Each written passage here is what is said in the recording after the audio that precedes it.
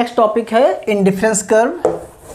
उसको हम कैसे पढ़ेंगे, चलिए स्टार्ट करते हैं। ध्यान से एक एक बातें क्लियर कराऊंगा आपको और उम्मीद करता हूँ आपको समझ में आ जाएगा आसानी से। सो प्लीज़ नोट डाउन करते जाइए, साथ साथ लिखिए। Indifference curve theory, the indifference curve theory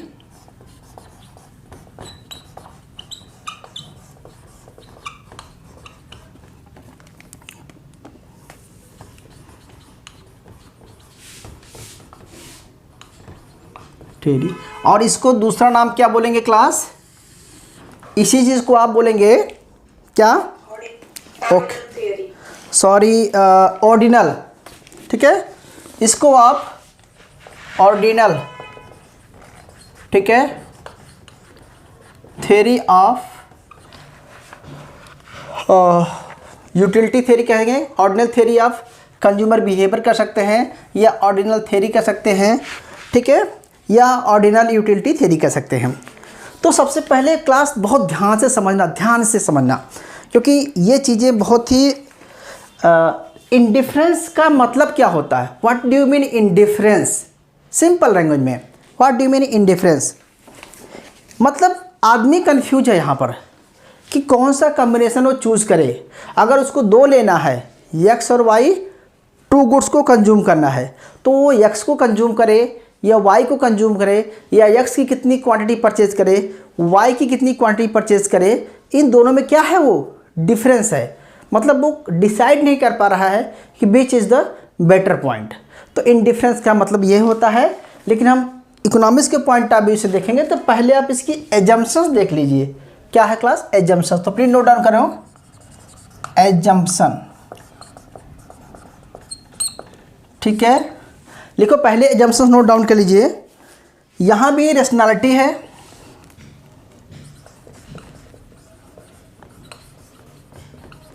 मतलब यहां पर एक प्रोड्यूसर है, जो कंज्यूमर है वो रेशनल है, वो ये डिसाइड कर सकता है कि कौन सा ऑप्शन उसके लिए बेटर है, उसका मेंटल लेवल सही है, उसकी विश्लेषणात्मक क्षमता सही है कि मतलब एनालिसिस कर सकता है। पहला थ्योरी है। दूसरा है utility is ordinal. Utility is ordinal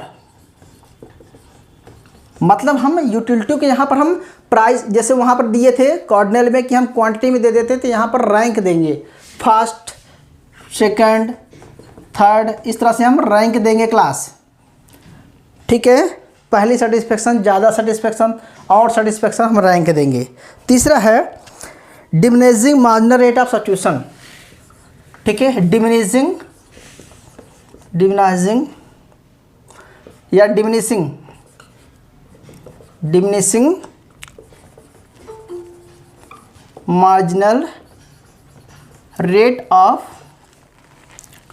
substitution.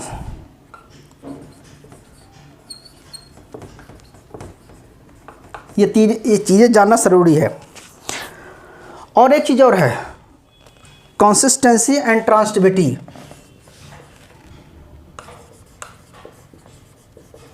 Consistency and ट्रांसटिविटी।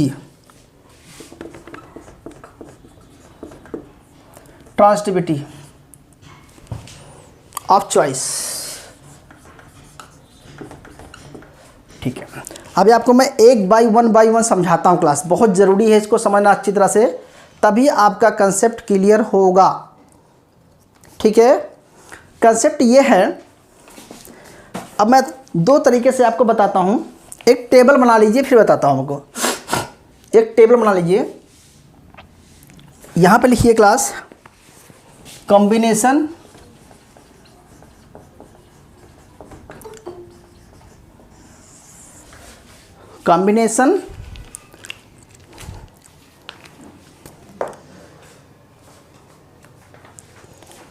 और क्लास दूसरे में लिखेंगे कॉम्बिनेशन में, और एक लिख लीजिए आप, मान चलो x है, मान चलो y है, टू कॉम्बिनेशन है उसके पास, और A B C D EFGH, ठीक है, जी तक लेते हैं। और हमने, हाँ जी बेटा, सर एक्चुअली ना मेरा नेटवर्क बहुत इशू हो रहा था तो बीच में से मेरी क्लास चली गई थी।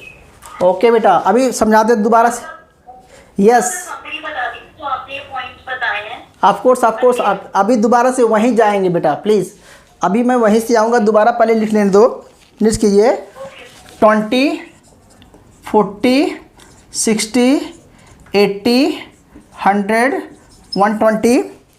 Now we can write, suppose that 80, 60, 45, 32, 22, 14, कहीं गड़बड़ हो गया है, 100, 60, 20, 40, 60, 80, 100, 120, 140 कर दो, 148।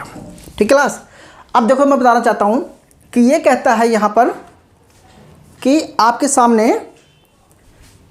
एक कंज्यूमर है, अगर वो उसका जो सेटिस्फेक्शन लेवल है, ए को भी चूज़ कर सकता है, बी को चूज़ कर सकता है, सी को चूज़ कर सकता है, वो कोई भी कॉम्बिनेशन चूज़ कर सकता है, लेकिन उसके पास एक इनकम है। लिखो बेटा जी, इनकम गिवन है, price of X, price of X, price of Y, ये दो चीज़ें गिवन है। प्राइस एक्स वाई उसके पास गिवन है, इनकम गिवन है, प्राइस गिवन है, दो चीज़ें गिवन है उसके पास, तीनों चीज़ें। अब कहता है कि एक कंज्यूमर जब मार्केट में विजिट करता, मान के चलो, तो उसके सामने सिचुएशन है कि मान चलो यार, इसको कुछ मान लो आप, एक्स वाई गुड्स मान लो, पोटैटो या कुछ मान लो, जो भी मानना है आप मान लीजिए। ये कहना ये चाहता है, इंडिफरेंस कर्व का मतलब क्या हुआ कि जो कंज्यूमर है वो इनडिफरेंस है, वो ये डिसाइड नहीं कर पा रहा है कि हम ये कॉम्बिनेशन यूज़ करें या इस कॉम्बिनेशन को लें या ये कॉम्बिनेशन, कौन सा कॉम्बिनेशन उसके लिए बेटर है, वो डिसाइड नहीं कर पाता है, तो इसीलिए इसको इनडिफरेंस बोलते हैं। अच्छा, अगर आपसे बताऊं, अब एक चीज़ समझ लीजिए क्लास, कि एक तो रेशनल है, एक विवेकशील है, वो सोच समझ समझता है, दूसरा है यूटिलिटी इन ऑर्डर में। अब देखो, ये हम उसको ऑर्डर बाद में बनाएंगे। रेशनैलिटी का मतलब है क्या कि यस, रेशनैलिटी का मतलब ये होता है कि आप मार्केट में विजिट करते हैं तो आप रेशनल हैं, आपके पास इनकम दे दिया गया है।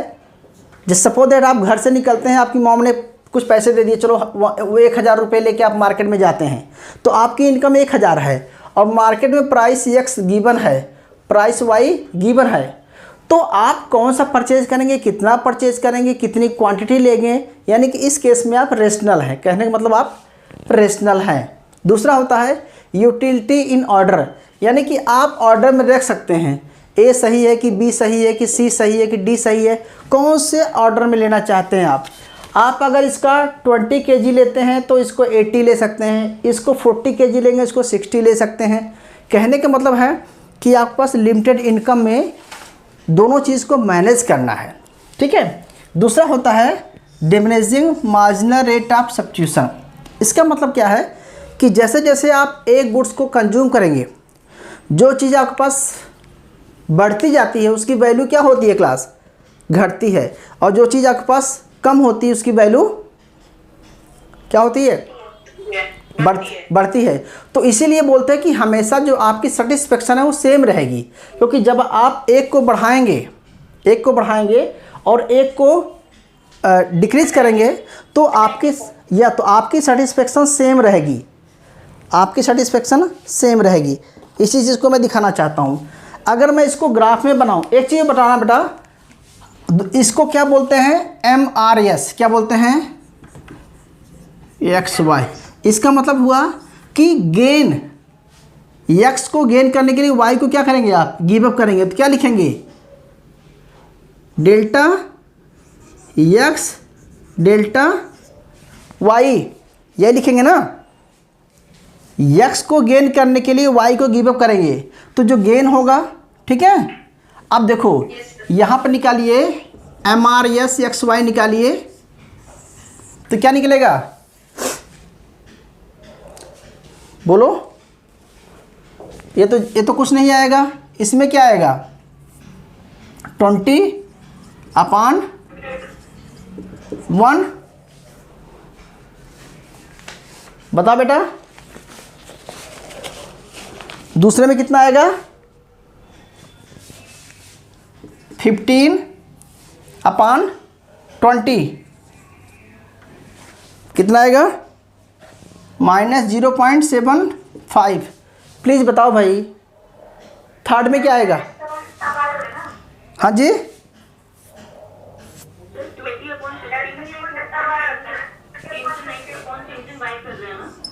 ओके। यानी कि हमें कहना है कि x को लेने के लिए y को लेने के लिए x को गिव अप कर रहा है। तो सॉरी, अरे sorry, gain upon give up. Hello, give up upon gain कर लो ना, नहीं समझ आया। अभी आपको निकाल के दिखाएंगे। तो इस केस में क्या होगा बेटा जी, अब क्या होगा, 13/20। तो कितना आएगा, 0.65। सब निगेटिव रहेगा, याद रखना। और ये 10/20, 0.50। और लास्ट में लिखेंगे 8/, जो भी निकलेगा प्लीज़ निकाल लेना।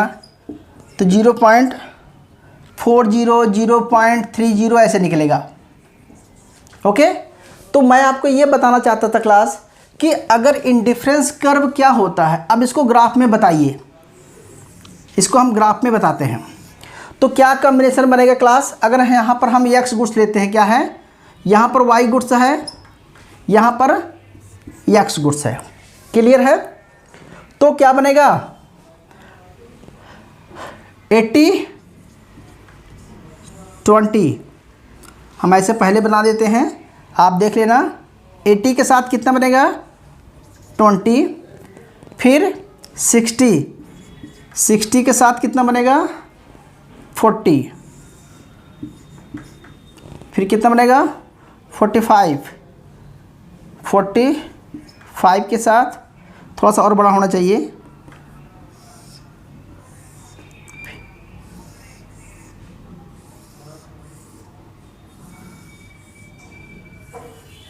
ओके। ऐसा कुछ जाएगा क्लास। तो क्या निकलेगा, ये हमारा है A B C D E F G। Okay, 20, 40, 60, 80, 100, 120, 140। देखिए, ध्यान समझना बेटा जी। बोलिए कि अगर देखो हमने x y को इतना गिव अप किया, आप डिपेंड करता है एक्स वाई कहाँ लिख रहे हैं, आपकी इच्छा है क्लास। हमने अगर y को यहाँ पर x को इतना गेन करने के लिए, x की इतनी क्वांटिटी गेन करने के लिए, ठीक है, x की इतना गेन करने के लिए हमने y को इतना क्या किया, गिव अप किया। ठीक है, मेरी बात क्लियर नहीं हो रही क्या प्लीज़। क्लास बोलते जाओ प्लीज़। देखो, आवाज़ आ रही है। देखिए प्लीज़ सपोर्ट कीजिए, तभी मतलब बोलते रहे, पता चलेगा मुझे आपको ये बताना है। अब आपसे पूछे कि बेटा आप इंडिफरेंस कर्व की डिफिनेशन बताइए, what is the indifference curve. तो इंडिफरेंस कर्व क्या बताएंगे कि इंडिफरेंस कर्व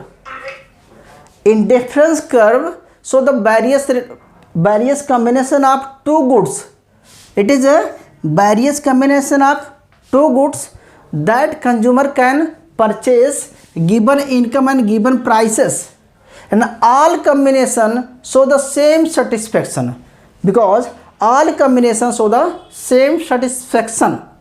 क्यों, क्योंकि अगर इस पॉइंट पर सेटिस्फेक्शन है, आप देखो कैसे बनेगा आपका यूटिलिटी फंक्शन, कैसे बनेगा, यूटिलिटी फंक्शन बनेगा इज अ फंक्शन ऑफ, क्या बनेगा, quantity of x into quantity of, बोलो भाई, y। यहाँ पर आपके पास दो क्वांटिटी है कि एक है, पिछले में एक थी, यहाँ आपके पास टू क्वांटिटी है। तो टोटल यूटिलिटी फंक्शन आपका ऐसे बनेगा, यानी कि अब x की इतना ले रहा है तो y कितना ले रहा है।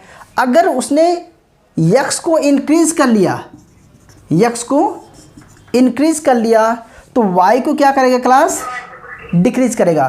तो यानी कि जब जो चीज़ आपकी डिक्रीज हो जाती है उसकी वैल्यू बढ़ जाती है, और जो चीज़ आपके पास बढ़ जाएगी उसकी वैल्यू कम हो जाएगी। तो इसीलिए बोलते हैं कि हर एक पॉइंट पर, चाहे वो यहाँ पर परचेज करे और चाहे वो यहाँ पर परचेज करे, सेटिस्फेक्शन सेम होगी। So you can say now use function of, इस पॉइंट पे आइए तो आप लिख देंगे, तो यानी कि हर एक पॉइंट पे सेटिस्फेक्शन सेम होगी।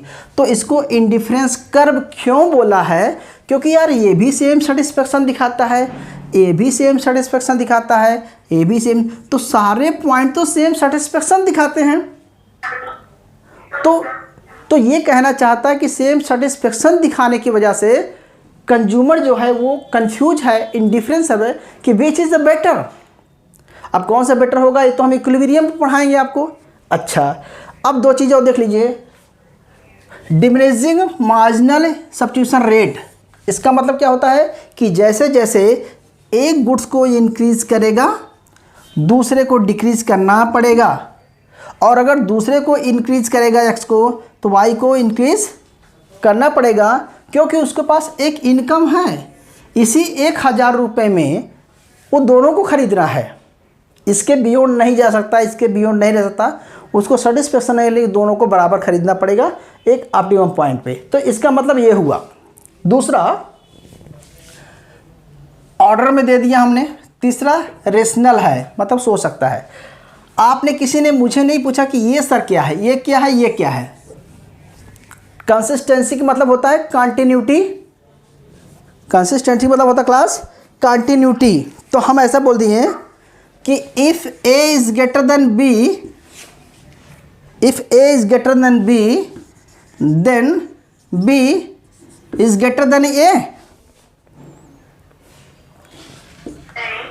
तो क्या लिखेंगे, if A is greater than B then B does not greater than ए।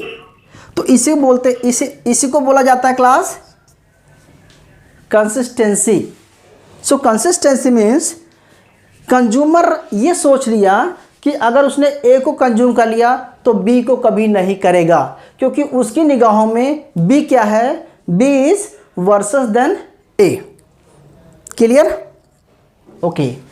अच्छा, एक चीज़ और बताओ, वो कहता है कि if A is greater than B then B is greater than C then A is greater than C. हो सकता है क्या, if A is greater than B, नहीं समझ में आया, नहीं आया, फिर से लिखता हूँ। If A is greater than B, देखो, if A is greater than B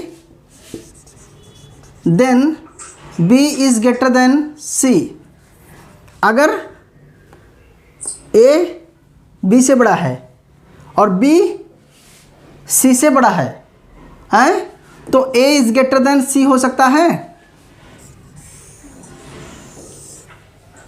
yes sir, हो सकता है। हाँ, तो इसी को बोलते हैं बेटा ट्रांसिटिविटी, सकारात्मकता। तो ट्रांसिटिविटी का मतलब ये डिफिनेशन है, ट्रांसिटिविटी ये है। और if A is greater than B but B does not greater than A, it's called consistency. Clear हुआ? प्लीज छोटी छोटी टर्म में समझ लीजिए।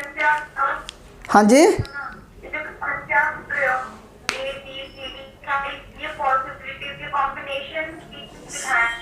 यस, मैं ये कहना चाहता हूँ कि अगर ए बेटर है बी से तो बी कभी ए से बेटर नहीं हो सकता।